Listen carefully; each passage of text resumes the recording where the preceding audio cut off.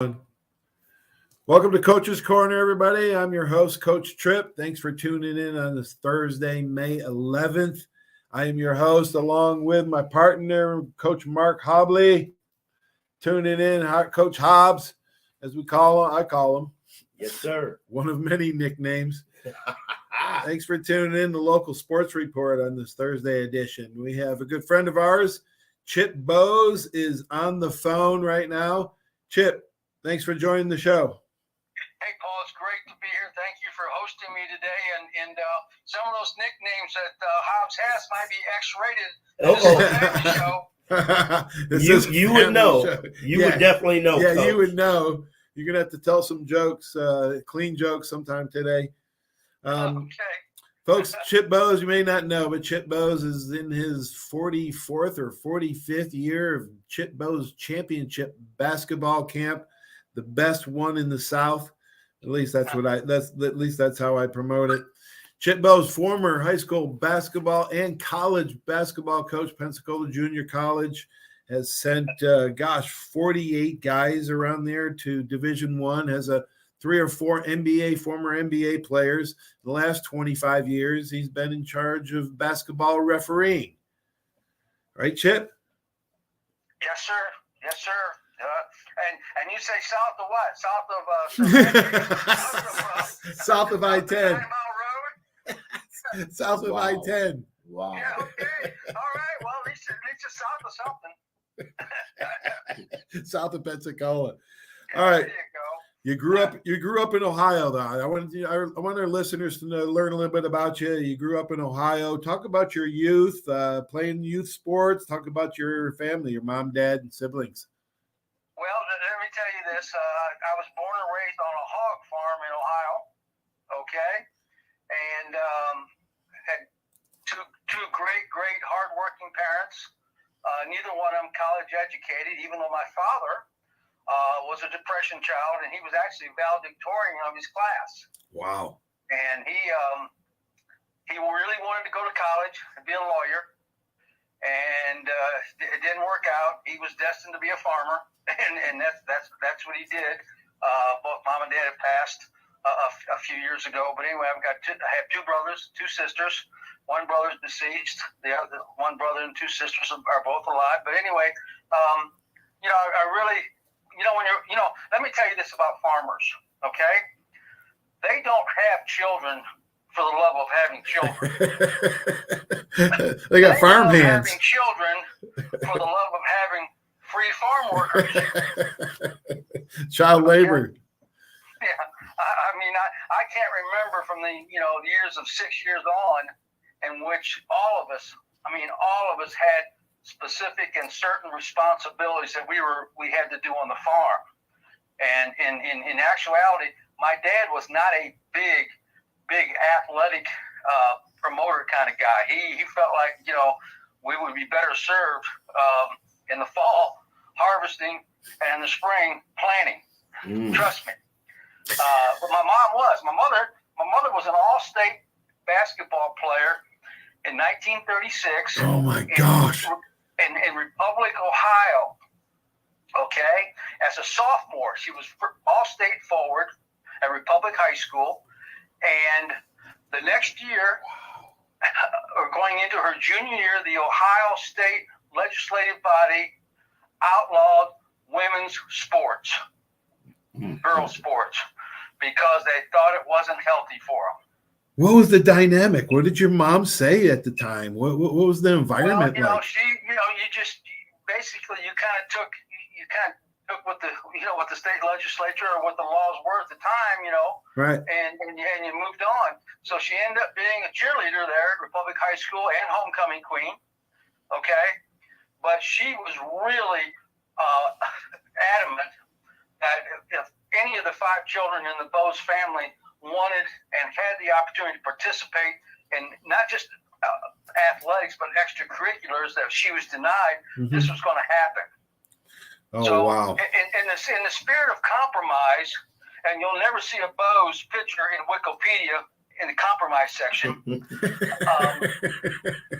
my father finally caved in, and he said, okay, they can pick one sport or one activity. And so, I kind of feel like I was a pretty sharp guy. Well, you know what?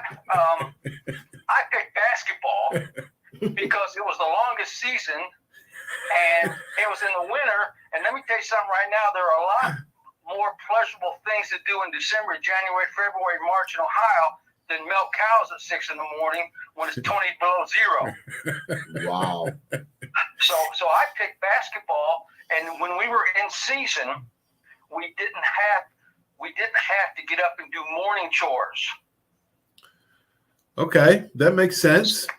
Okay, so I got exempt from that for the 4 years I was playing high school basketball. But I will tell you this: regardless of what time we got home from practice, and my brother he played college basketball at Sheridan College in Wyoming, a junior college. No matter what time we got home, after dinner, we still had some chores to do. We actually had electricity on the farm, so we could clean stables with the lights on. Didn't matter, Oh my gosh. So anyway, that was kind of my high school upbringing. I was involved in high school basketball, and then of course, like I said, lived on the farm, and it was at times.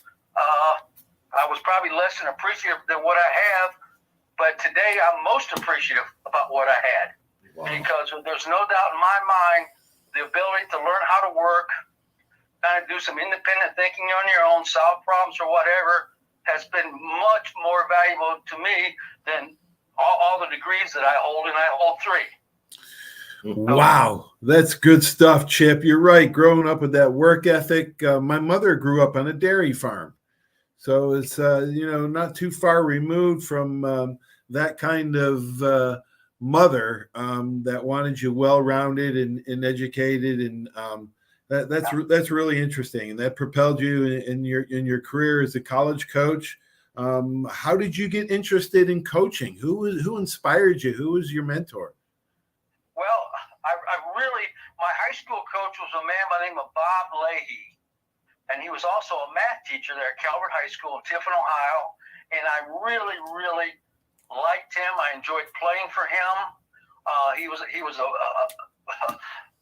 no nonsense coach back in the '60s. That's what you had doing it or whatever.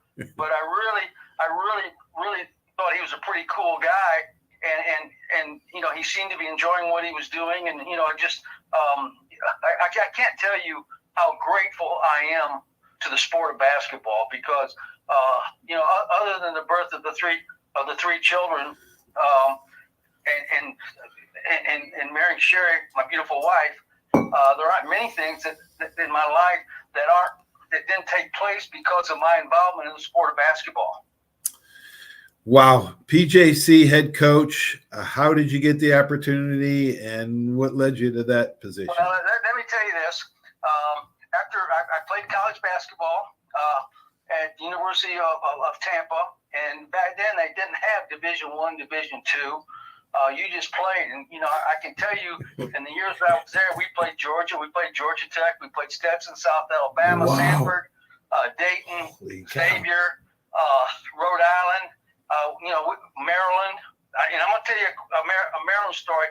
A week or so ago, Sherry and I went to see Air, which is the Michael Jordan movie, story on how his mom, played by Viola Davis, negotiated his shoe contract with Nike.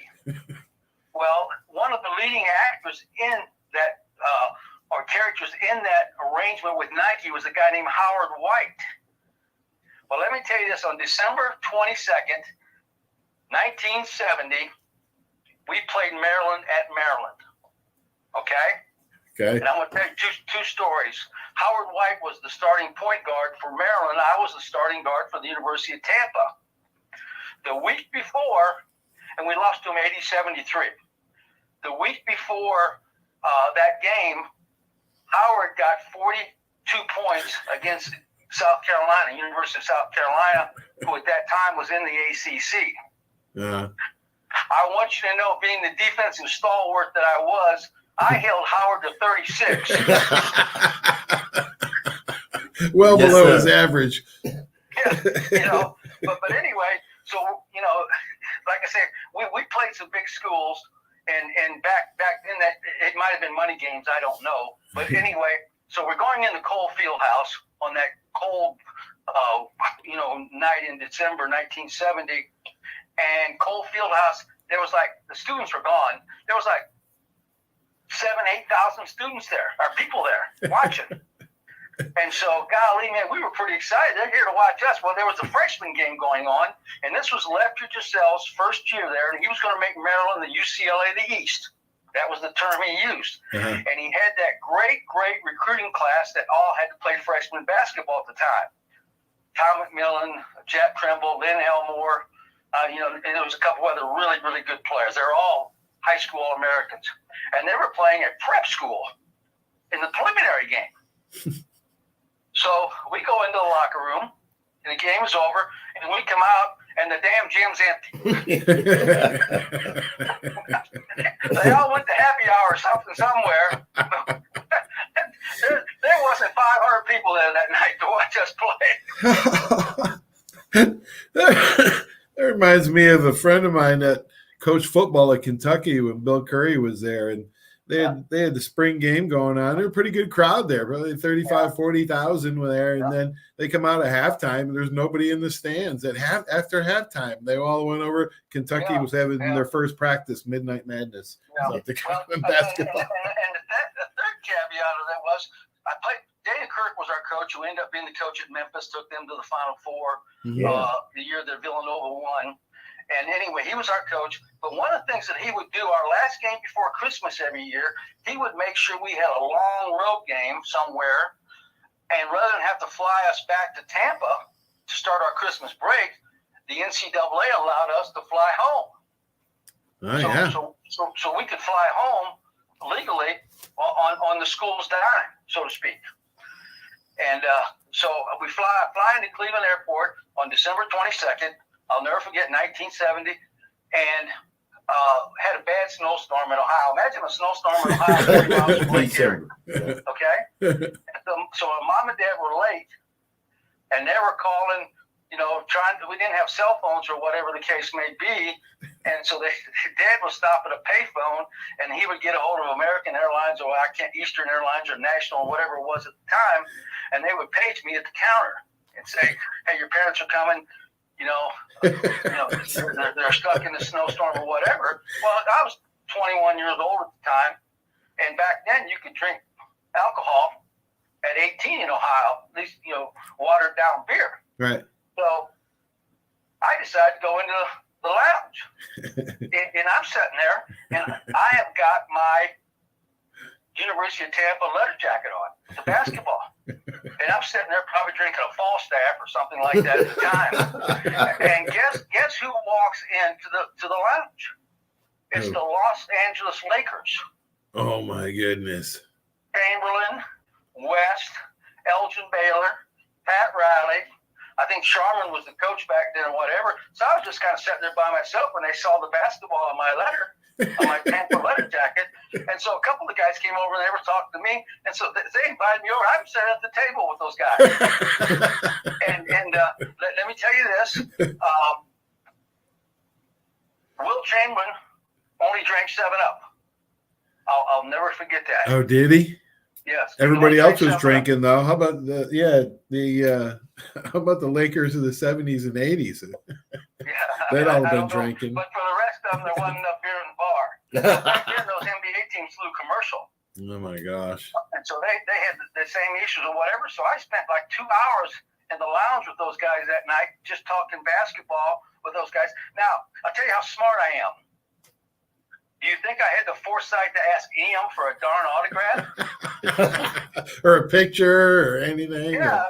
Well, you couldn't take a picture back then. Yeah, nobody had cameras. Or whatever the case Yeah, may nobody be. had cameras. Instamatic. But really, The most important thing, amazing. hey, Chip, the most important thing is you pick their brain about basketball. That must have been We talked fascinating. about basketball, and they want to know what I played and what position and what I liked about basketball. And they were just normal people, you know.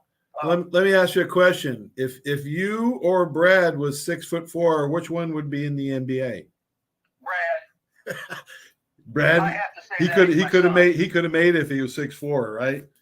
I don't know. He was a very, very good basketball player, and but did you ever coach him? Unfortunately, he's a Boes, so he's not genetically blessed.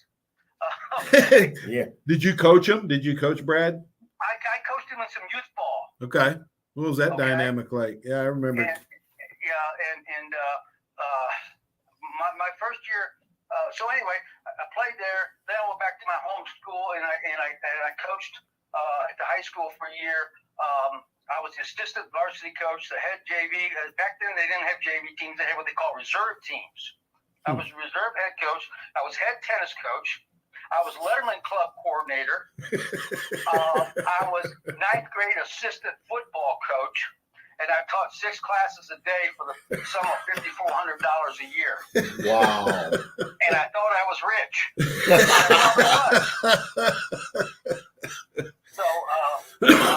So how long did you coach? How long did you coach high school before you got into college coaching? What happened then is that spring I had a phone call from in my hometown. And by the way, my hometown, Tiffin, Ohio. When you drive into Tiffin, Ohio, there's 2 signs, and they call it the educational capital of Ohio. Now I don't know how they got that, but anyway, we got Heidelberg University, which is a Division III school, and Tiffin University, which is now a Division II school. Oh wow! Okay. Well, the head coach at the university,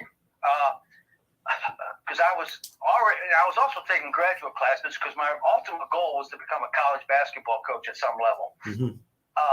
He called me one day, like in the spring, and he said, "Can I meet with you?" So I went over and met with him, and he said, "Listen," he says, "why don't you come over here and be my assistant coach, and we'll work it out. We'll pay you something, and you can also be work in the admissions office part time, and we'll pay for the rest of your masters, and we'll see how it goes." Mm-hmm. Well, that was my ultimate goal, and I told the people at Calvert High School, when I signed on, that I really wanted to become a college basketball coach. So Anyway, back then there was an organization of affiliation of teams called the National Little College Athletic Association, and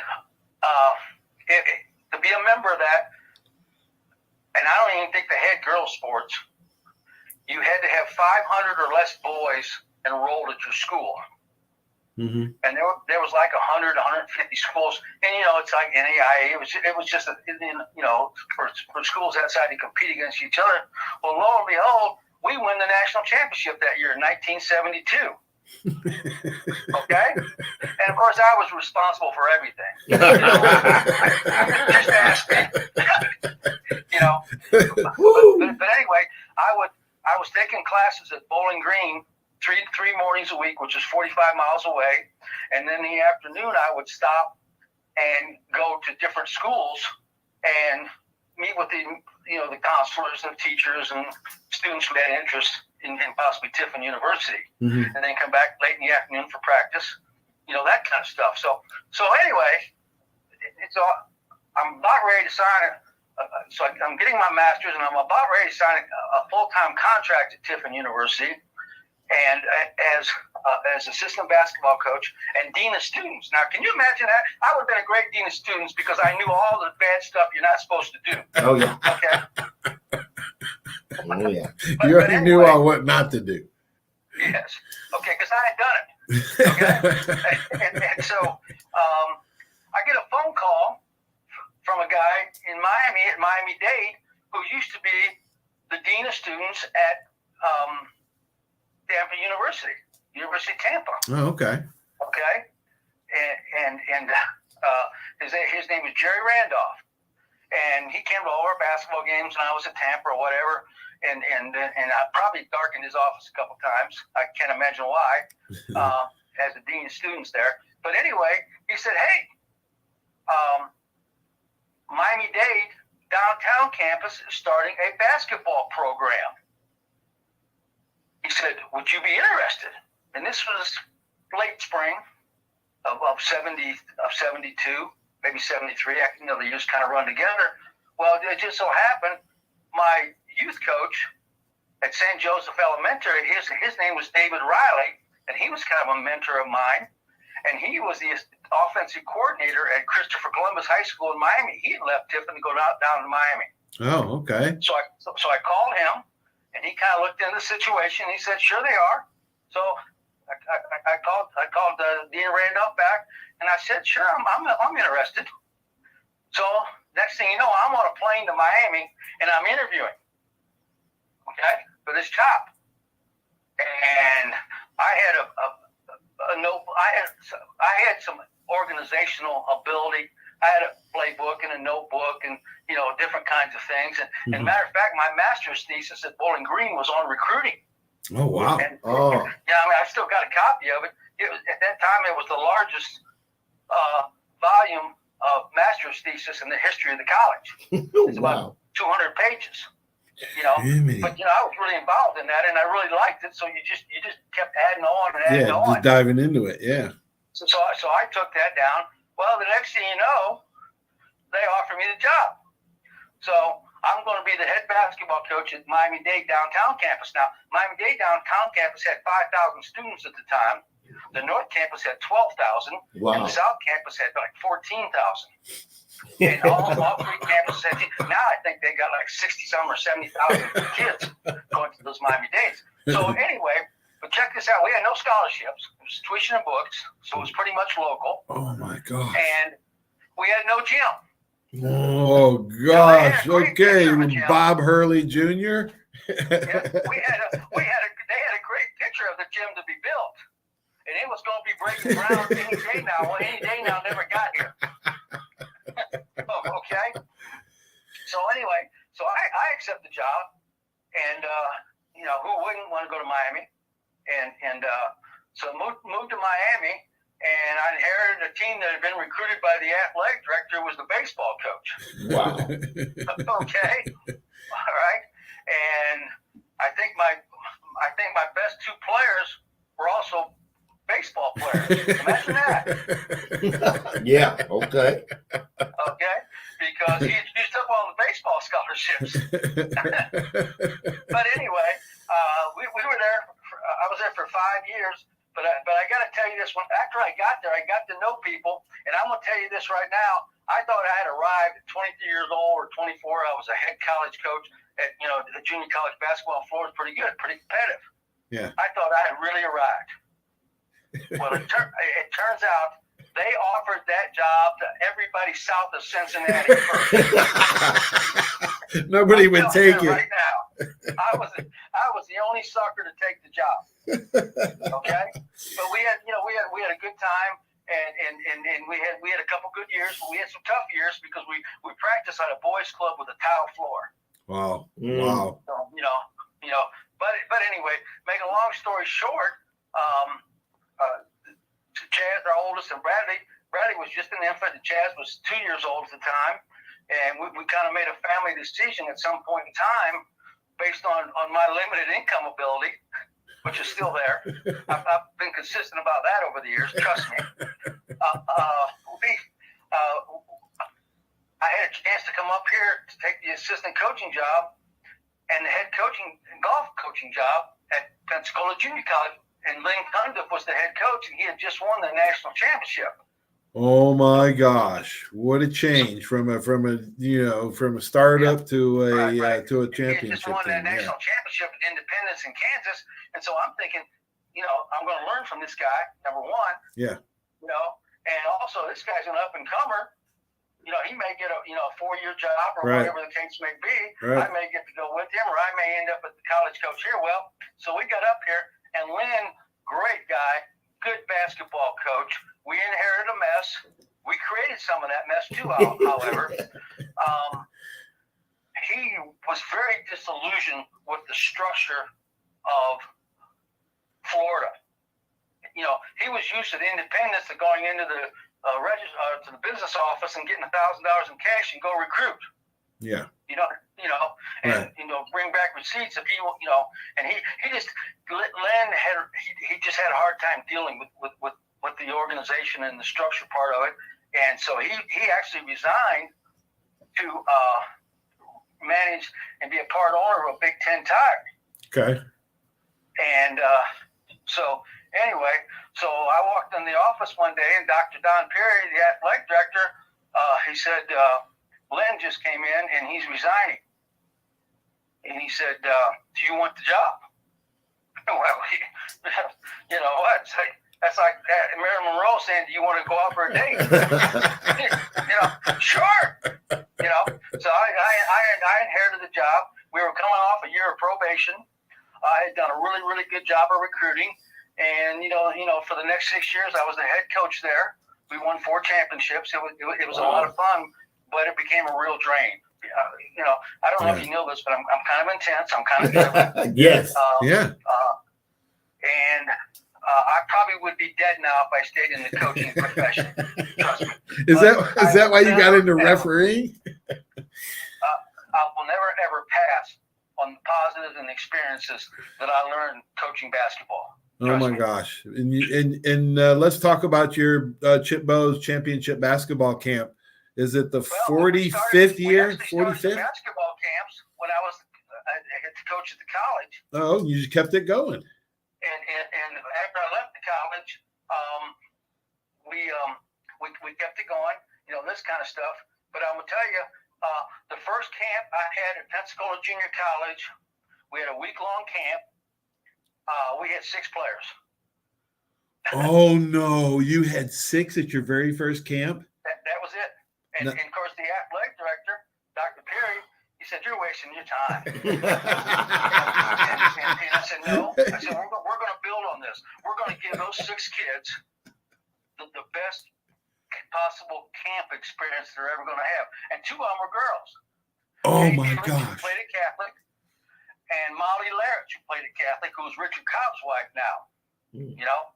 Oh my gosh! Molly was one of the 6 of your first. I know Molly. Yeah. Molly Cobb. You know, I tell her, I said, one day we're going to induct you in the Chip Boes Championship Camp Hall of Fame. I said, you're going to have to get better. You know? I had to get better. But anyway, the next year we had like 35, and the next year we had like 75. You know, it kind of grew from there. And Dr. Perry, he actually apologized to me after a couple of years and said, "No, this was a good idea." You know why I thought it was a good idea? Because that money went into the budget. It didn't go in Chip Boes' pocket. Oh yeah. Oh, that's a great story, Chip. Yeah. All right, so tell everybody out there how they can get in, because if they don't get in time, you're going to be full with your Chip Boes basketball camp. Yeah, we're getting to that point. All 3 sessions are getting close to that point. We're about 2/3 full, and we're still, 4 weeks out, just about. Oh gosh. Here's what happens every year, guys. Okay, Johnny and Janie are both in school right now. Life is good. Mm-hmm. Okay. Yep. And then Johnny and Janie at some point in time are not in school for a couple of days, and Mom and Dad are looking for options. Okay, and I'm a viable option. But anyway, they can email me at chipboes@gmail.com. Okay. Pretty simple email, or they can call me at 850-968-9299, which is our camp phone number, so to speak. Or you can Google, because I got a blog, but I can't tell you what the blog address is out there with all the information on it. Also, it's chip.blog.something. Some friend of mine did it for me. Somebody found that with no problem. I can spell blog. You need Bradley to come by the house, man, and set you up so you can get on the screen next time. You're absolutely right, Paul. Well, Paul, I didn't know you were going to take this trip to Technology Hollywood, or I would have joined on with you. I would have done it. I didn't do it. It's my wife that did it all. Are you kidding me? I'm not smart enough to do all that stuff. My wife is. Hey, you're just a good-looking face, right? I don't know. I always thought I had the face for radio, but now look and see, right? Who knows?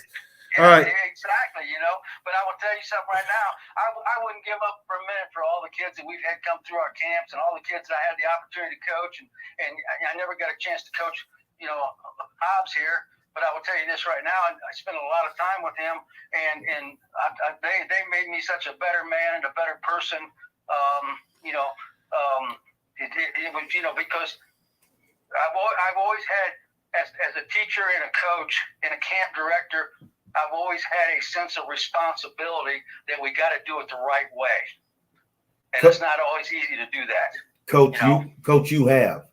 And I think we continue to do it the right way at PJC because of what the standard that you set. I was there during some of those championship years, and I was there for some of those hard times. And you affected guys that didn't play for you, and I was one of them. And I appreciate that. Of course, it was an opportunity. I met Sherry while I was coaching at the college, and that was pretty good. And she's the love of my life. She's out refereeing basketball tonight. You got to be the guy. Oh man, you married way over your head. Yes, all right, so you were a scout. You were a scout too. What makes a great eye for scout talent? Is it a lot of art, or is it mostly a science? Well, I think you got to have let me tell you how. You got to have a little bit of a history with really good players, because you always got to have a comparison. You always got to have a standard or a bar. Okay. You know what I'm saying? Yep. And so having the opportunity to coach 48 Division I players at the college level, and 4 NBA draft picks, one 2-time Olympian, one 20-year basketball entertainer with the Harlem Globetrotters, you kind of had you kind of know what a good-looking player looks like, so to speak. But anyway, when I left the college, because I really, really felt the need to spend I was a single person then, and I was raising 2 children. I really felt the need to try to coach the kids a little bit or whatever the case may be. But I had so much free time on my hand because I was used to my last year of coaching at the college. Back then, we didn't have a national letter of intent, so you could recruit a kid, and hell, he could sign with 4 other schools. And so you had to re-recruit him and re-recruit him. Yeah. Okay. And my last year there, in the summer between June and the end of August, I put 22,000 miles on my personal car, just following up on the kids I was coaching, had signed. Right. Just to make sure. As a matter of fact, we went up, picked up one kid named Dwight Jackson. He was 6'9" out of Atlanta, my last year there. And he said, Coach, he said, on the way back, can we stop at the airport? And I said, sure. I said, what are we going to do? I wasn't going to say no because he's 6'9". If he's 5'9", I'd say take a bus, to Pensacola. But anyway, so we go to the airport, and he goes in, and he comes out with 5 prepaid airline tickets from different schools.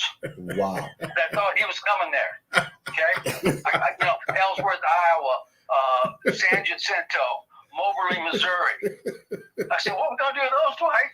He says, I'm going to send them to my mama. My mama's going to cash them in.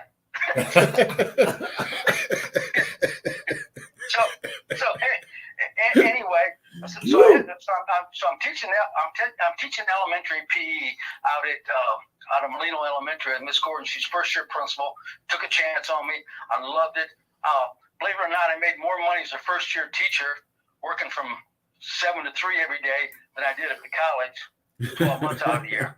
Okay. Yeah. But anyway, I had a lot of free time, so I got into the game scouting business, and we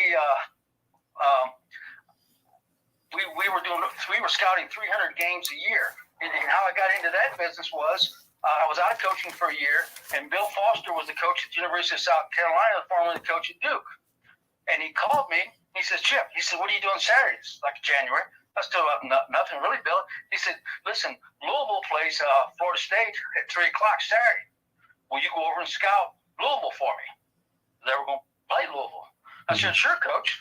So he said, good, I'll have 2 scouting passes for you. Take Sherry. So Sherry and I went over there, and we're sitting half court watching one of the greatest basketball games you could ever watch. I mean, Louisville is Louisville. Yep. And so I come home and I do this report, and I send it to him, I can't remember how we did it, the post office or FedEx or whatever. Well, guess what? A couple of weeks later, I get a check from the University of South Carolina for $300. So I called Coach Foster up. I said, Bill, I said, I got a check from you guys. What's that for? He said, for your scouting. I said, Bill, you didn't. He said, Chip, I can't fly an assistant down there for that. I was beating Maryland. So there was a guy in California doing a little bit of that. So I developed a 28-page scouting form. I still got a blank one here. Wow. Kept it over the years. Wow. And so I would contract with colleges who, like we did everything for Southern Miss because MK Turkett, the coach, didn't want to send his assistant. He wanted them at practice or on the road recruiting or whatever. Right. And then I had enough contacts around the country that if I had to get a game scouted at UNLV, well, there was a really great high school coach at Gorman High School in Las Vegas. And I knew him quite well. I can't remember his name right now. I called him up and I said, "Hey, what are you doing? What are you doing Wednesday, Tuesday?" He said, "Well, nothing." I said, "Good." I said, "You want to make $150?" He said, "Yeah." I said, "Go scout UNLV, and I'll ship you the form." And I paid him $150, and I kept $150, so to speak. Yeah. And so we were doing like 300 games a year. Holy cow! And then I was still working full time for the school district, of course, and Sherry was doing most of it. She would do all the paperwork and make sure the forms got to the coaches or whatever the case may be. Yeah, there weren't any computers back then. Guess what the NCAA then decides to do?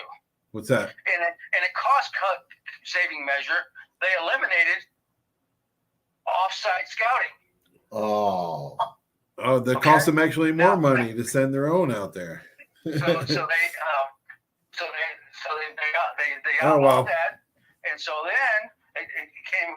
We got into the film business, the scouting film business, and I would have over 800 or 900 games of, whether people realize this or not, the same teams are going to be in the NCAA tournament every year for the most part. Mm-hmm.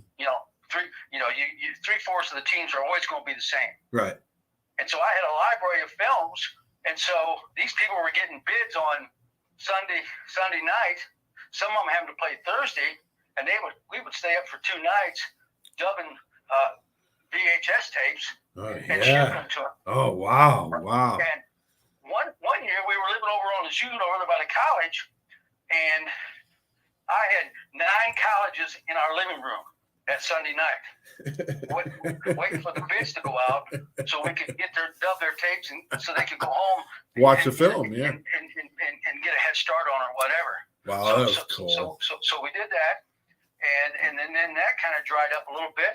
So then we started, back then they were doing what they call film exchange, but now we're in the DVDs, and the film exchange would be school A is going to play school B.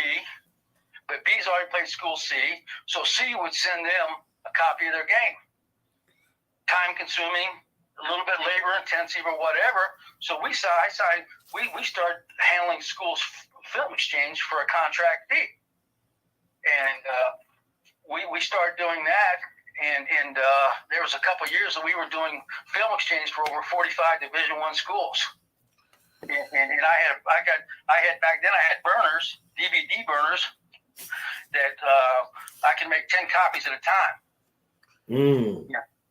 So, but once again, I'm teaching school. I might have even been the athletic director at Scampy at that time. I can't remember, but Sherry was doing the work. You were working all that afternoon and nighttime too. Yeah. Wow, what a great story, Chip. Yeah. Hey, man, I wish we had longer. We'd go on and on, but thanks so much for joining the show. It was a blast as always. It's fun, and I cherish the opportunity to visit with you and Hobbs and what Marcus. I don't know what he does all day, but he knows everything that's going on. He keeps his ears to the ground. He does. Coach, I learned from the best. I learned from the best. Native American in him, I'm telling you right now, because he knows Yes, where sir. all the hoofbeats are at. Yeah, He that's knows right. What's going on in baseball, basketball, football, golf, tennis, or whatever, and then you're kind of like the mouthpiece, Paul. You get to share it with the community. Absolutely. So, and we really need we really need to do things like that because the more kids that we can get to find out what they can do in the sports, the better off we're going to be as a society. No doubt about it. Absolutely. Amen, Coach. Amen. Hey, thanks. It's always a joy having you on, Coach. Thanks for all your positive impact you had on thousands of kids. Dumb coach joke. Okay? Okay. Did you guys know that 5 out of 4 people have a problem with math? 5 out of 4. Okay. 5 out of 4. Oh, yeah. I did know that.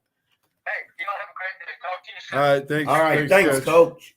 Bye-bye. Bye-bye. All right. We got to go to short commercial break. We'll be back in 2 minutes. Thanks for watching Coach's Corner Local Sports Report.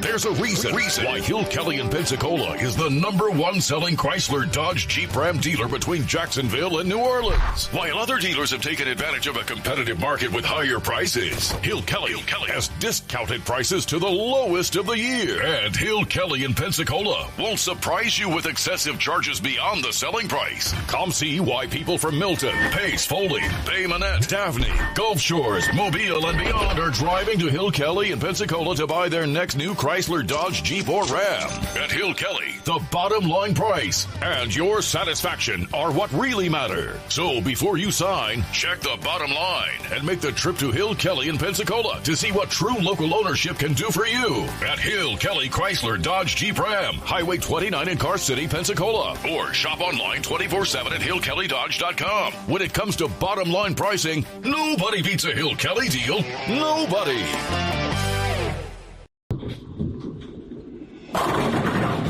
My name is Steve Reynolds. I'm the manager and owner of Cordova Lanes, and we help keep your mind out of the gutter. Cordova Lanes is part of the community of Pensacola. Being here for 43 years, we've entertained more people than any other bowling center in the city. We sell fun for a living. Cordova Lanes is located at 2111 Airport Boulevard in Pensacola, behind Cordova Mall. Come on out and see us at Cordova Lanes Bowling Center. Thank you. Arbitrium Consulting for all your fencing, landscaping, pressure washing, tree trimming needs. Call 850-483-0350 for your free estimates. Serving Pensacola, Gulf Breeze, Navarre, Fort Walton, Destin, Perdido, Gulf Shores, Foley, and the entire Gulf Coast. Arbitrium Consulting is owner-operated, fully licensed and insured. Call today, 850-483-0350, the official landscaper of Coach's Corner. Hey, Bill, some game, huh? I haven't really noticed, Paul. What? The biggest game of the year? I've been looking over my insurance. Talk about problems I'm trying to figure out. Well, do what I did. Call the Seiler Agency. They showed me what I needed and what I didn't. They even saved me money. Now, instead of worrying about my insurance, I can worry about the big game. Contact the Seiler Agency at 476-7443 for all of your insurance needs. Your independent agent for home, auto, boat, RV, commercial, general liability, life, and sound investment strategies. Call 476-7443 today. So hard to get you in the perfect car. Looking for a better car buying experience? With the Step 1 Advantage from Buick GMC, Fort Walton Beach, and Pensacola, receive no-hassle market-based pricing or incentives by pre-ordering. Looking to sell or trade? Our dedicated team will even come to you. Plus, every vehicle sold at Step 1 supports local charities right in your neighborhood. Experience the Step 1 Advantage at Buick GMC, Fort Walton Beach, and Pensacola today.